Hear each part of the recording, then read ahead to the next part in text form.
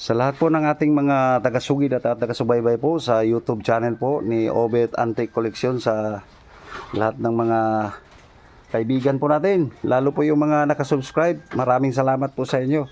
Tsaka yung mga hindi pa po nakasubscribe, please subscribe naman po para makatulong kayo sa channel po natin.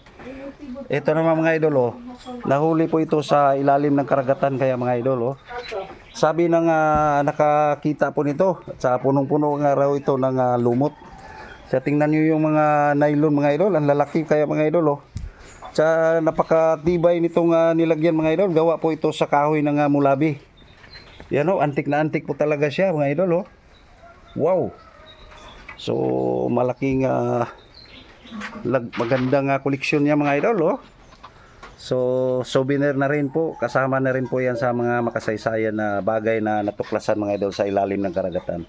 So sana naman po natuwa kayo nito. Thank you for watching.